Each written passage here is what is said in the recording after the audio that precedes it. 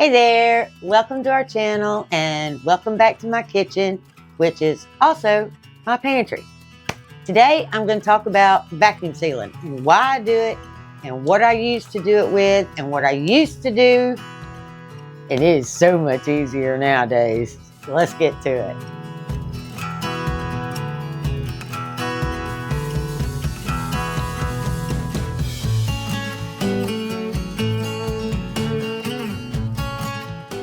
After all these years from when I started going nuts about being prepared, which was somewhere between 2008, 2010, I started out, watching Facebook. Back then, YouTube wasn't a thing. And I was watching Facebook and they were like, oh, we're fixing to just, the world is going to fall apart and you better be ready, blah, blah, blah, blah, blah, blah, blah. Anyway, since, I don't know, I've always kept a pantry, but I never kept like a long-term pantry. I always made sure that there was probably a month's worth of stuff in there. If one of us lost our job or something, we'd have that to fall back on, but I never really did anything like this.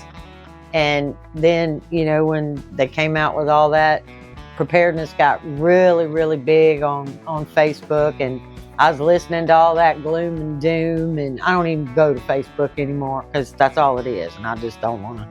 But anyway, on a happier note, I've through the years have figured out what works for me and what really doesn't. And I'll tell you what doesn't work for me. Just because I live here in Florida, in the deep woods, where there's critters, it really doesn't behoove me to do this. Now, this one is still sealed, and I kid you not, the date on these pinto beans is 11/4/18. I still hadn't used them. Okay, so really, I don't know, maybe I need to make me some pinto bean soup or something. But out here, I had a whole big tote get eaten up because the critters chewed through the plastic container that these were in and got them. Okay, so for me, Mylar is not the solution.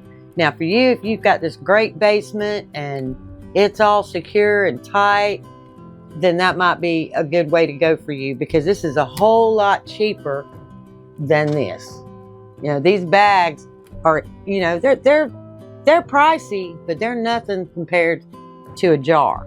So, if you don't have critter issues, then this is a really good way to go for dry goods, but not for me. And I just banged my microphone. Randy's going to have a heart attack. The other disadvantages to doing this is how hard it is to do. You can't just do it with your food saver. You can't just stick it in there and suck the air out and seal it, because this packaging is way too heavy for your standard food saver. And the ones that actually are made to do this, they're $300 or $400. So that was out of the question. So what we did was what everybody else on Facebook did, is you bought a really good curling iron that had a dial on it that would tell you when you were at 350 degrees and crimp it. But what you would have to do in order to get it hard like this was I would take my food saver hose, attach it to my food saver, shove it down in one corner. Randy would hold this side and crimp it up to where I just had a little bit of space for my hose to go in. And then as soon as it got sucked to where it was really good and tight, I would take the hose out and Randy would crimp it real quick before the air went back in it. It was such a pain in the butt. I mean, it really, really was. And so I don't do this anymore. I truly don't. I found the jars to be so much easier, and I use the same equipment. I use the food saver. I use these, these hickeys, and that worked for years and years and years. I used them, but I burned up I think I've been through 3 food savers, and they're expensive. I mean, these little pieces here aren't. I think I paid like $9.99 a piece for them or something, and they came with a hose. But the food saver itself now is close to $200. That's not an option anymore. And the one that I still have, I do still have the last one my daughter got me for Mother's Day or something off of Amazon. It really doesn't suck hard enough anymore for these to work. It really doesn't. Over time, something about the suction just doesn't. And this little hickey, this is a hit and miss. The regular mouth is a hit and miss. You could do one jar 5 times and never get that thing to seal. For those of y'all who do use these, you know that to be a fact. This thing, the regular mouth, I just almost quit buying regular mouth jars because this thing just would not seal. This one, on the other hand, works 99% of the time. The wide mouth, for whatever reason, they're exactly alike, but this one will seal and this little hickey will not. Now, as you can see, at least 75 to 90% of all my dry goods are vacuum sealed. When they have a lid like this, the little, just little plastic lids, because I don't have very much and that's my working jar. And when I see those lids, then I know that's my working jar. Everything else gets sealed up. I also use these. I really like these too. The ones with the little flippy top.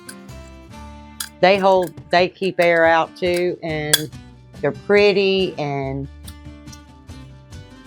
it's also a working jar. Anything, it's not a long-term jar, but it's a working jar.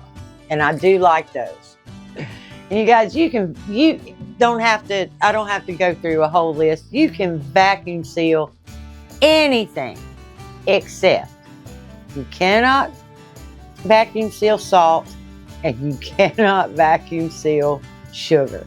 They will turn into a rock that you will never get out of that jar.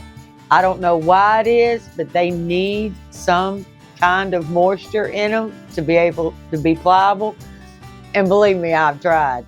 I didn't know any better, and I had to throw the jars away. You couldn't beat it out after it had been in there a year. So do not ever, ever vacuum seal sugar or salt. They don't need it.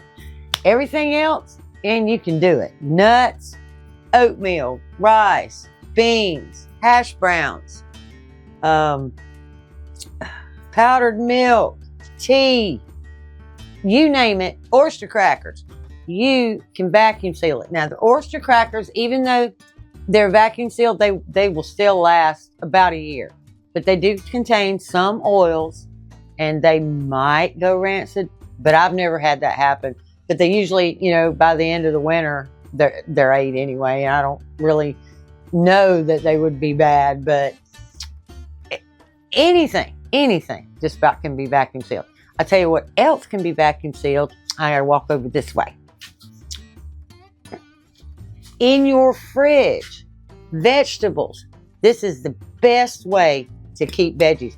These have been in my fridge for 3 weeks. 3 weeks. You know what those things would look like if I didn't vacuum seal them and put them in this jar before I put them in the fridge? They'd be wrinkly, crinkly, have brown spots all over them. I'd have to cut off, or I'd just have to throw them away because they were mush. They are still just like the day I put them in there. Same thing with lettuce. You can drop your lettuce in there, vacuum seal that up, stick it in the fridge. It will last at least a week, if not longer. Cabbages, anything, asparagus. It really helps save, because asparagus is really expensive. And then you think, oh, I'm going to have that tonight. And you buy it, and then you don't. And then it sits down in there and gets soggy, woggy, yucky.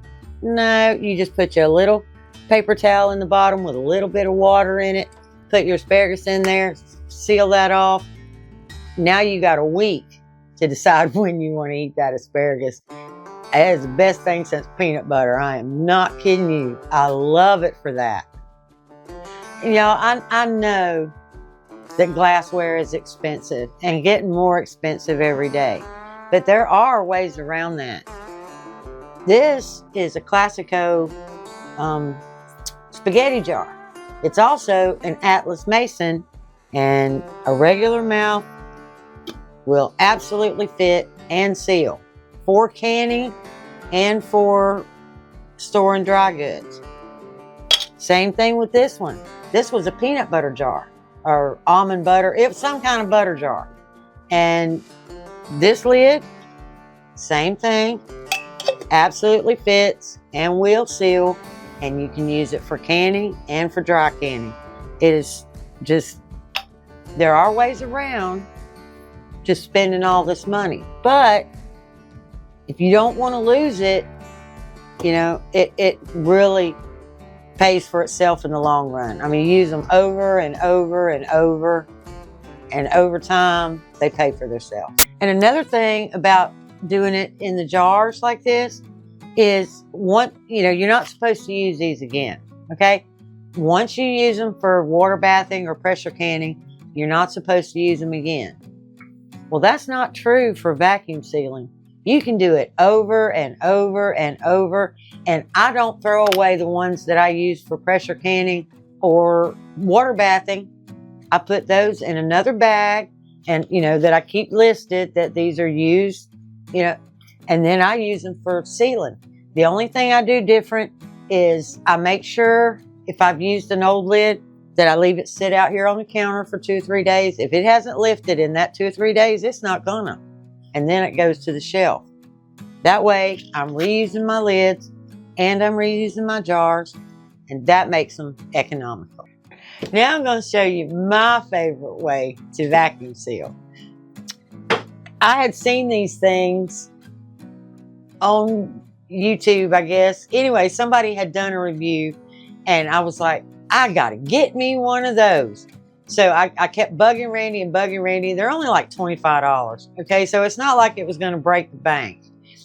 And I said, get me one of those, and I'm going to see if it works. And I used it. It worked. I did a little review, right after I got it. Well, I have had this thing a year. I bet that I haven't recharged it 3 times. I'm pretty sure today was the 3rd time that this thing has been recharged since I got it. It comes with a little USB thing. I don't even know what size, but anyway, you poke the little thing in there, it charges up. It didn't take 20 minutes to charge it. It still had like 39% or something on it. I mean, this little gadget, and I set it up here on my shelf, and every time I want to seal something, I just plop, plop, plop. I mean, this is really, really a good little tool, and I really am happy with it after a year. But again, this was not, they didn't send me one. I bought one because I wanted to see if it worked. And I have been truly, truly happy with it.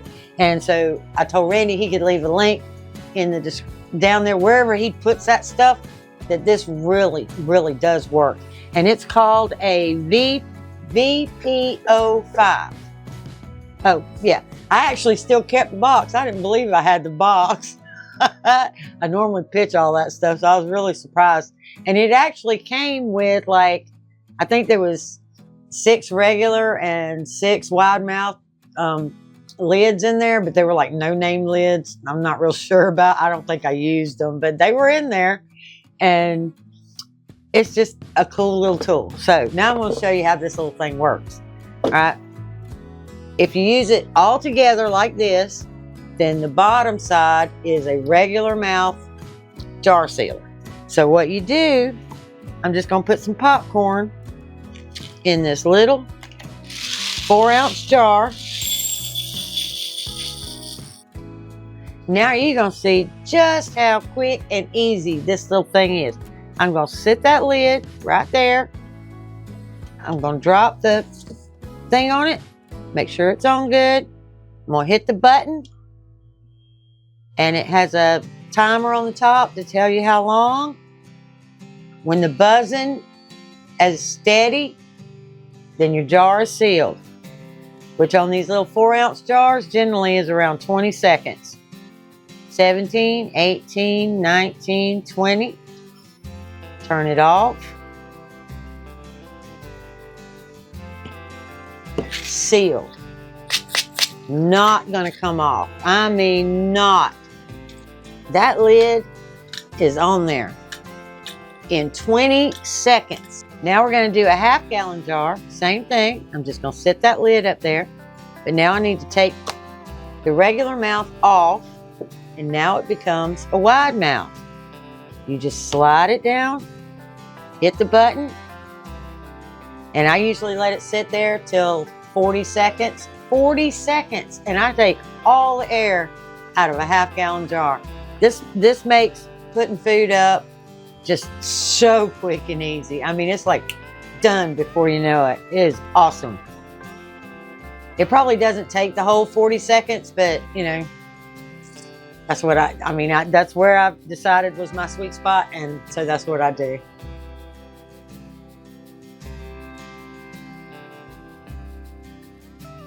$36, $37, $38, $39, $40. Hit the button. Take it off. She is on. Not going anywhere. For years, I love this little toy. I'm telling you. I mean, I feel like it's a toy. I have the best time just out here by myself sealing jars because it's quick, it's easy, it's not going anywhere, and I know my stuff is safe. So I am really, really happy to tell y'all about this. I really am. You know, nobody's paying me. I'm just telling you, this is a really good little toy. All right. Yeah, got some nuts. You don't want them to go rancid. Drop them in your jar.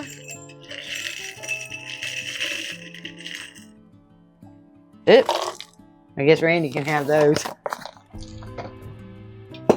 Pop it a little bit. Get it below. All right, I'm going to show you from start to finish how this works. Okay, what you do, it's up there on the shelf. I pull it down. I put my lid on a little jar of peanuts. I set it down on there. Yeah. I start my timer. I didn't have to pull out that food saver. I didn't plug it in. I didn't have to attach hoses. I didn't have to go dig out all this stuff. I didn't have to do anything. I just reached up, grabbed it. It could sit on your countertop, wherever. Drop it down. 23, 24, 6, 7, 8, 9. Done. Off, not coming off. I'm done. I can put it away. I'm not worried at all about these seals because you can't pop that thing. You know, Christmas is coming, you guys. This makes an awesome, awesome gift. I would love for somebody to got me one of these. But anyway, if you guys liked what I did today and you enjoyed the video, like, subscribe, share, you know, go down in there and whatever it is down there and buy some coffee. That would be great. And we will see you in the next video. And now I'm going to go over here and play with my little toy some more.